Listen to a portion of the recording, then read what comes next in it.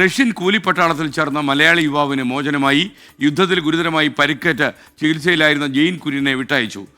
മോസ്കോയിലെ ആശുപത്രിയിൽ നിന്നും ജെയിൻ കുര്യനെ ഡൽഹിയിൽ എത്തിച്ചിട്ടുണ്ട്. ജെയിനൊപ്പം പോയ അളിയൻ ബിനിലിൻ്റെ മൃതദേഹം നാട്ടിലെത്തിക്കണമെന്നും കുടുംബം ആവശ്യപ്പെട്ടു.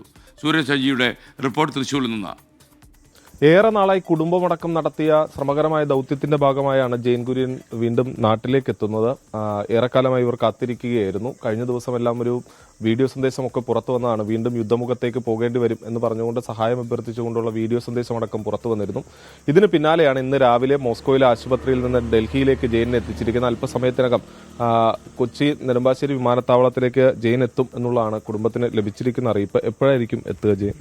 11:10 എത്തും എന്നാണ് അറിയിച്ചത്. ഇവിടേക്ക് ഒരു ഉച്ചയോടുകൂടി എത്തും, വീട്ടിലേക്ക് എത്തും എന്ന് പ്രതീക്ഷിക്കുന്നു. കുറെ ദിവസമായിട്ടുള്ള കാത്തിരിപ്പായിരുന്നു അല്ലേ? കുറേ ദിവസമായുള്ള കാത്തിരിപ്പാണ്, മാസങ്ങളായ കാത്തിരിപ്പ്. ഒത്തിരി സന്തോഷമുണ്ട്, എൻ്റെ മോൻ തിരിച്ചു പറഞ്ഞതിന് ഒത്തിരി സന്തോഷമുണ്ട്. പിന്നെ കുറേ ന്യൂസുകാർ സഹായിച്ചു ഞങ്ങളെന്നെ. പിന്നെ അതുപോലെ ഏറ്റവും കൂടുതൽ ദൈവത്തിനോട് നന്ദി പറയുന്നു. പിന്നെ കുറേ അമ്മമാർ അവന് വേണ്ടി പ്രാർത്ഥിച്ചിട്ടുണ്ട്, അവരോടും നന്ദി പറയുന്നു. പിന്നെ ഞങ്ങൾക്ക് അതേപോലെ വലിയൊരു വിഷമമുണ്ട്. അപ്പുറത്ത് രണ്ടാളും കൂടി ഒപ്പാണ് പോയത്. അവൻ്റെ ബോഡി എവിടെയാന്ന് പോലും അറിയില്ല, അതുപോലും ഒന്നും അറിയിച്ചിട്ടില്ല. കുഞ്ഞു മോൻ്റെ മുഖം കാണുമ്പോൾ അപ്പനൊന്ന് കാണാൻ പോലും പറ്റിയിട്ടില്ല. അവന് ആ മുഖം കാണുമ്പോൾ ഭയങ്കര വിഷമമുണ്ട്. തിരിച്ചെത്തുകയാണ്. ഏറ്റവും ദുഃഖകരമായ ഒരു വിഷമം. അവൻ വരാത്തതിൽ ദുഃഖകരമായിട്ടാണ് ഞങ്ങൾ ഇരുന്നിരുന്നത്. അതിനേക്കാളും ദുഃഖമാണ് രണ്ടാൾ ഓടിപ്പോയി, ഒരാൾ തിരിച്ചു വരാത്തതിൽ. അതായത് ബിനിലിനെ കൂടി പ്രതീക്ഷിച്ചിരുന്നു നമ്മൾ ആദ്യമേ തൊട്ട് ബിനിലിനും കൂട്ടി പ്രതീക്ഷിച്ചിരുന്നു. അങ്ങനെ ഇരിക്കുമ്പോഴാണ് അവന് ഒരാൾക്ക് പരിക്ക് പറ്റി, ഒരാൾ മരിച്ചെന്നുള്ള അറിയിപ്പ് കിട്ടുന്നത്.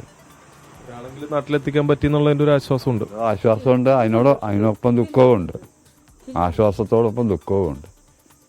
അത് തന്നെയാണ്. അതായത് ജെയിനൊപ്പം പോയതാണ് ബിനിൽ എന്ന് പറയുന്നത്. തൊട്ടടുത്ത വീടാണ് ഇവര്, അളിയനും കൂടിയാണ് അത്.